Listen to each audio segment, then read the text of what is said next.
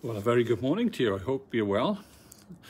The weather seems to be changing, and I thought it'd be great to be outside before we get into a place where it's too dark to enjoy some fresh air. So hope you're okay this morning, and we're going to be reading straight away from Mark chapter 4, verses 1 to 20. The NIV, the New International Version, says, heads at the passage, the parable of the sower. Again, Jesus began to teach by the lake. The crowd that gathered around him was so large that he got into a boat and sat in it out on the lake, while all the people were along the shore at the water's edge.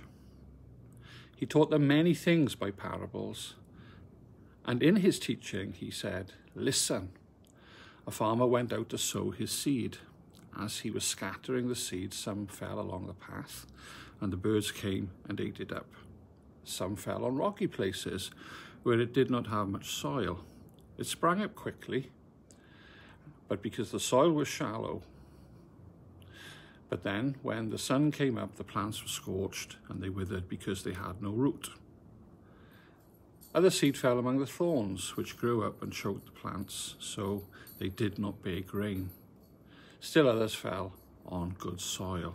It came up, grew, and produced a crop, multiplying 30, some 60, and some 100 times." Then Jesus said, "Whoever has ears to hear, let him hear."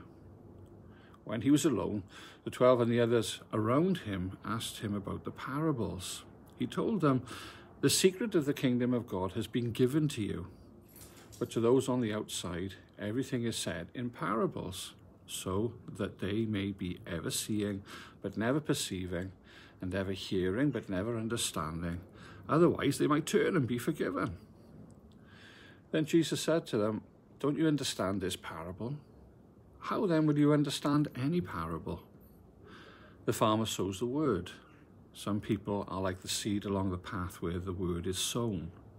As soon as they hear it, Satan comes and takes away the word that was sown in them. Others, like seed sown on rocky places, hear the word and at once receive it with joy. But since they have no root, they only last a short time. When trouble or persecution comes, because of the word, they quickly fall away. Still others, like seed sown among thorns, hear the word, but the worries of this life, the deceitfulness of wealth, and the desires of other things come in and choke the word, making it unfruitful. Others, like seed sown on good soil, hear the word, accept it, and produce a crop, some 30, some 60, some 100 times what was sown." Wow. Well, that's quite a long reading, and it's great to see that Nicola's with us this morning, and also Louise. So where do we go with this?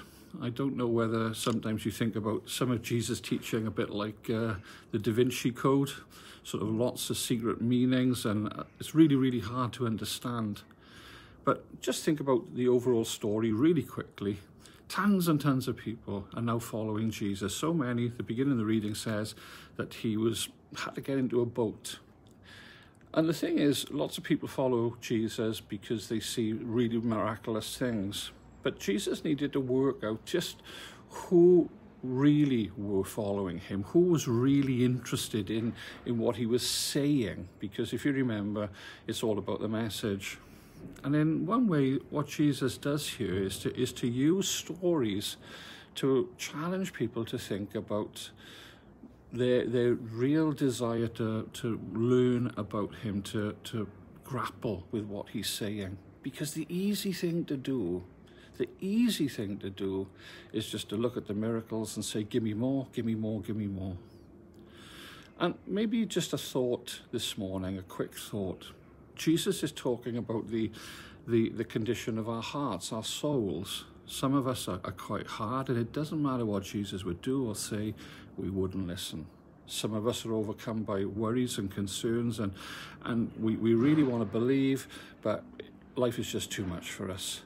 Some of us say, "Yeah, this is absolutely fantastic," and then something happens and we fall off. And others where maybe it's about their hearts being soft, being prepared to listen, and then they get the fruit of what Jesus says. And I'm going to say to you today, I've been a Christian for 40 odd years now. But you know what? The truth of it is, if you've been a follower of Jesus for a long time, or maybe you're inquiring this morning, the state of our hearts often changes. And maybe what we need to do is to be thinking about what Jesus says to us today. So, for me, is my heart in a good place? Can I hear what Jesus is saying? Am I overcome by worries? Is my heart quite hard this morning? Or is my heart in a place where I can hear what Jesus has to say to me? So maybe pray with me today. Pray that God will help you to soften your hearts, to have your hearts tilled and prepared.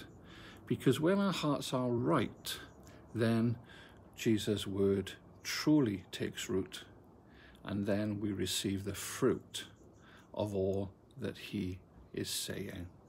His claims, his promises, his teaching bear fruit in our lives. Have a great day, and I hope that God is close to you and that you will be close to him. See you next time.